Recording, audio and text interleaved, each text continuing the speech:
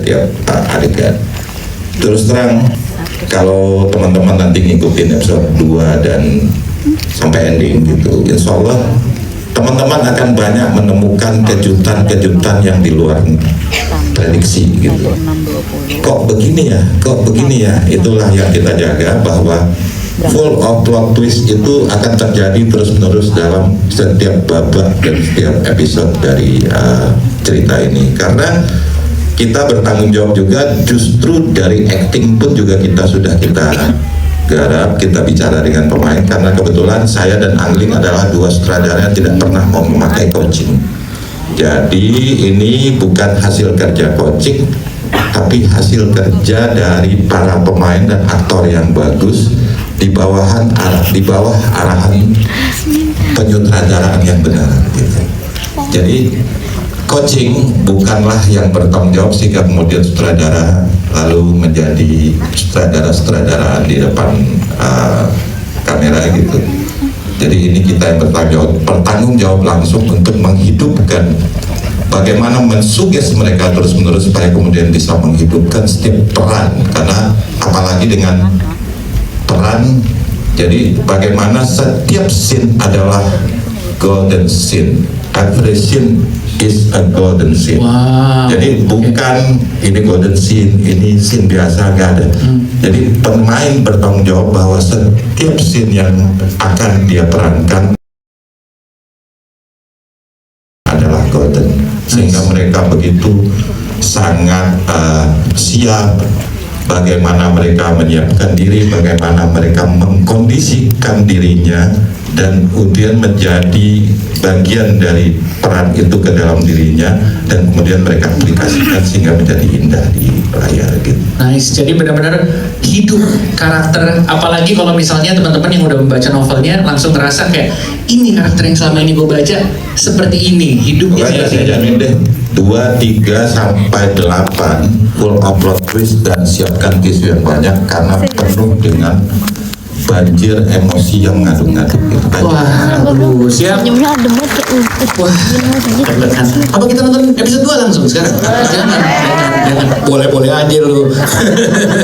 Terima kasih banyak kita ucapin untuk Mas Angling dan Bang Joni. Oke. Baiklah, pertanyaan untuk Yoshi. Enggak. Asya dulu. Nih, kalau membaca dari cue card, Asya tuh sering dikenal sebagai peran yang tegas, galak. Coba muka tegas dan galaknya seperti apa? Wah, enggak itu sosokan. Itu pose fierce beda tuh ya. Tapi di Cinta Dalam Sujudku justru kelihatannya kalau di episode 1 tuh abu-abu, mungkin agak di tengah-tengah. Boleh bisa ceritain dikit nggak sih gimana caranya menghindari Risa tuh kelihatan jahat by default? Saya by defaultnya udah baik, mukanya udah kalem gitu. Ini Risa tuh wah, pertanyaannya gimana caranya nggak by default? Ya, ada Pak Angling sama Pak John yang selalu jaga bahwa aku nggak boleh jutek-jutek, jadi selalu ditegur, Asya harus senyum gitu. Gini gitu terus. Mungkin biar nggak Pak, saya bingung Pak, masalahnya saya nggak jahat aslinya saya biasa aja gitu. Jadi Risa tadi itu lagi kalemnya Asya aja. Oke, coba paling kalem gimana, paling kalem? Dikit lagi kesurupan nih. Itu udah tahan banget nih. Jadi Risa sebenarnya agak berat sih buat Asya, karena saya kan agak bukan petakilan, cuma memang sedikit heboh. Agak nahannya susah, makanya setiap pulang ke rumah habis jadi Risa nangis-nangis kayak gitu. Pengen banget petakilan tapi nggak bisa, selalu dimarahin apa aja sama Angling gitu. Jadi tahan. Jadi emosinya dibikin ke level 5 dulu, baru pulang pas level 10 lagi. Benar. Boleh cerita dong sedikit bocoran kali ya, tapi tanpa spoiler lagi. Kira-kira karakternya Risa ini akan tetap jadi karakter yang misunderstood, atau ada sisi Risa yang belum kita lihat walaupun baru episode 1 ya? Oke, gak spoiler tapi masih banyak banget karakter Risa yang belum terkulik dan belum kelihatan dari episode 1, karena ini kan baru pengenalan banget ya. Di sini Risa kelihatannya lemah lembut, baik, masih diambang banget lah, di permukaan banget, karakternya belum terlalu deep.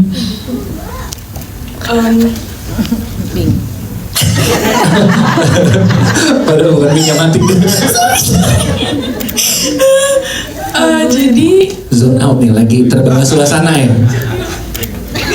Soalnya aku yakin soalnya lagi kepikiran episode 3, 4 dan lain-lain kan, tapi nggak bisa diceritain kan? Iya, jadi nggak bisa diceritain. Oke, pengen tahu nanti kita nonton episode berikutnya. Iya dong, udah dibantu nyapu nih. Makasih ya. Tapi sedikit mungkin yang boleh diceritain apa yang penonton nanti bisa expect about your character. Risa itu banyak layernya, hatinya seluas samudra. Dan by the way, Risa tuh nggak jahat ya guys. Di sini tuh dia bener-bener baik banget, dan tujuan utamanya adalah dia hanya ingin beribadah. Jadi apapun yang kalian lihat di episode pertama, Risa itu tidak tahu sama sekali. Iya benar ya. Risa itu nggak tahu sama sekali. Dia orangnya baik banget, tidak pernah mau dan tidak berusaha untuk menyakiti siapapun itu. Oke, kayak lah kan cuma pengen cari jodoh. Kok nggak tahu di sebelahnya ada masalah apa gitu ya? Iya. Risa nggak tahu. Iya. Risa kan nggak tahu sisi Zahra, Zaki masa lalunya gimana, karena kan tadi kalian dengar sendiri bahwa Risa dan Zaki itu ta'aruf. Nah, itu dia. Ta'aruf. Masya Allah, tabarakallah. Maaf, ini udah balik ke default Asya. Udah, nggak apa-apa. Siap, terulang dulu untuk Asya. Terima kasih banyak untuk jawabannya. Langsung lanjut ke Rangga Azab yang di sini berperan sebagai Zaki. Assalamualaikum. Waalaikumsalam warahmatullahi wabarakatuh. Asik. Suaranya itu lah. Bikin mana? Ustadz banget ya Pak. Ya, assalamualaikum semua. Waalaikumsalam. Kayak suara diafragmanya tuh Assalamualaikum warahmatullahi wabarakatuh. Ada soulmate. Ada. Afontan. Sebenarnya untuk Rangga Azab sendiri, kalau lo harus acting sebagai Zaki yang menahan perasaan dan memilih diam, gimana caranya bisa menghidupkan emosi itu tanpa banyak dialog? Ya, ini menarik banget pertanyaannya. Pas nih, clipper nih, mantap. Oke, jadi gini,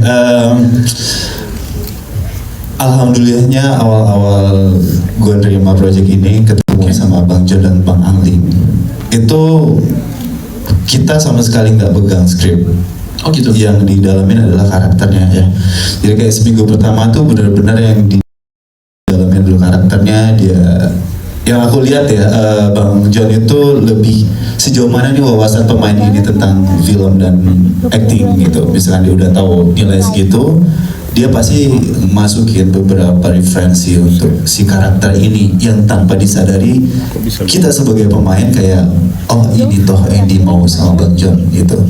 Sama sekali kita nggak pernah megangnya. Paling kita megang tuh 2 minggu terakhir, seminggu terakhir baru kita pegang. Dan jadi itu sangat membantu buat kita untuk tujuannya mau kemana nih di reading ini, di coaching acting ini. Dan kita menerima itu semua, dan itu sangat membantu. Terima kasih Bang John dan Bang Ali. Udah nggak bisa.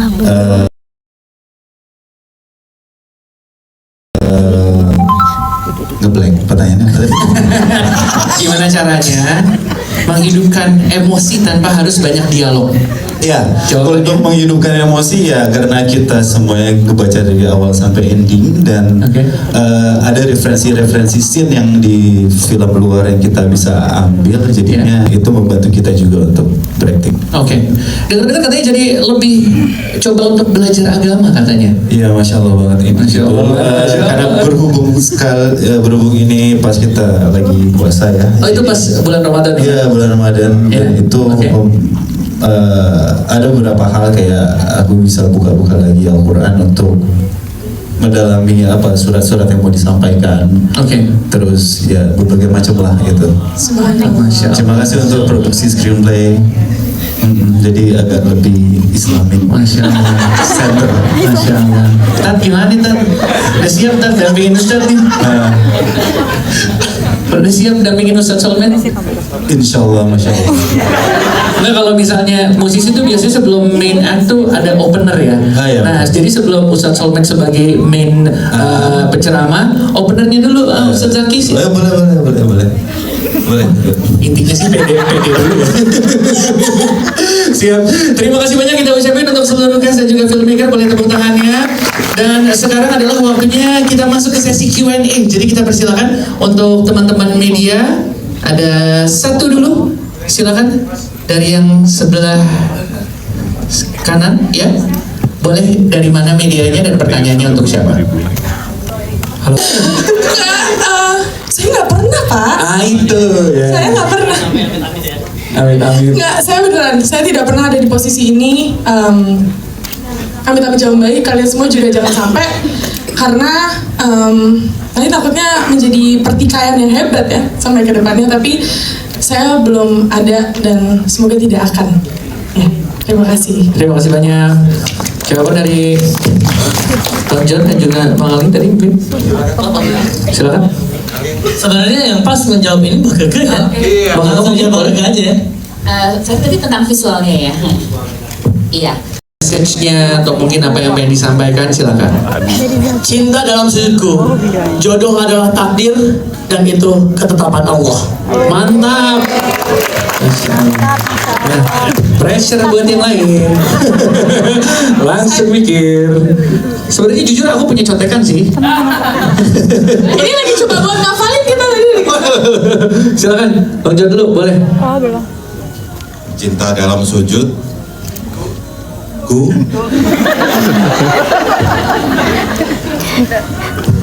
pasrah adalah keindahan yang sesungguhnya dalam menerima apapun. Masya Allah, tabarakallah. Makin berat. Makin berat.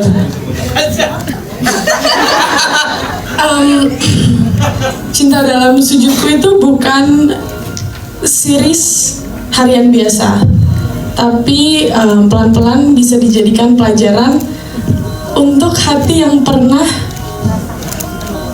Nggak, kok bantuin? Nggak, belum. Ini bantuin hati yang untuk hati yang pernah luka. Oke, coba diulang lagi. Tepuk tangan dong Asya, terima kasih banyak. Berikutnya, aduh, mau skip. Oke, cinta dalam sujudku. Cinta dalam sujudku adalah cinta itu bukan hanya tentang mengikhlaskan, tetapi ketika kita mengikhlaskan orang yang kita cintai kepada orang yang tepat untuk mereka. Masya Allah, Tan. Yang belum nikah yang cewek-cewek, ya Allah yang gini ada 100 nggak sih? Kan di rumah semua dapat gitu rezeki. Yasmin silakan. Cinta dalam sujudku bukan hanya cerita yang dalam, tapi cerita yang mengingatkan kita, walaupun menyakitkan, tetap harus mengikhlaskan.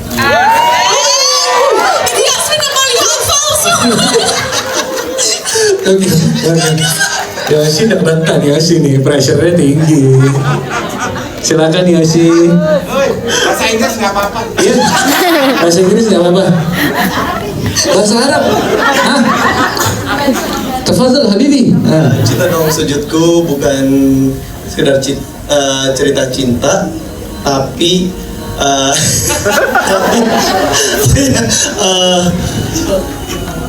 mungkin yang berdoa nggak ikut berbahagia. Yang berdoa tak ikut berbahagia. Tepuk tangan dulu dong.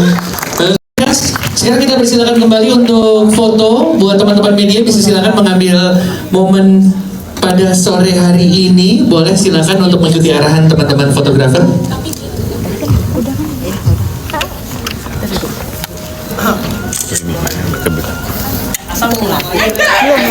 Masa mau ulang lagi? Mau berbagi quotes? Maaf ya, Ada apa? Boleh. Ada waktu. Oke, kamera roll and action. Nah, aduh deg-degan. Cinta dalam sujudku itu bukan series harian biasa, tapi pelan-pelan akan menjadi pelajaran untuk orang-orang yang hatinya pernah tidak jadi tujuan akhir. Mantap. Semuanya foto dulu. Habis ini madep ke sebelah kiri dulu ya. Ke tengah dulu. Tengah agak atas dikit. Oke, sebelah kiri, sebelah sana. Banyak banget yang nonton 15.000. Like-nya berapa? Like-nya 3.000. Udah gue screenshot tadi. Sebelah kiri sini sekarang.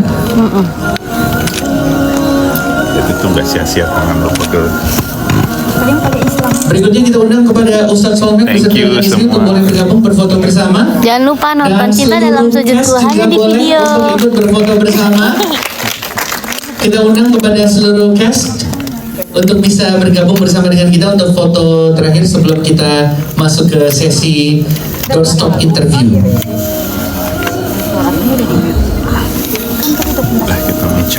Silakan Ryan, Restu Sinaga, teman-teman cast yang lain, kita persilahkan untuk bergabung kembali dan berfoto bersama.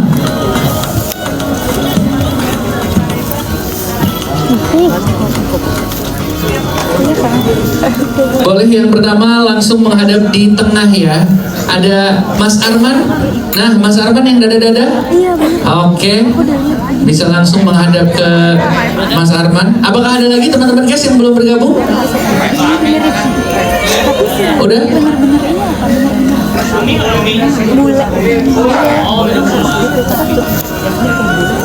Oke.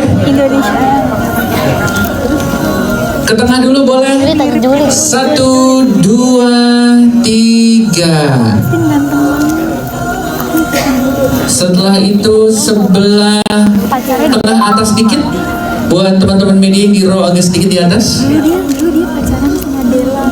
Oke, setelah itu ke kiri teman-teman cast dan juga filmmaker.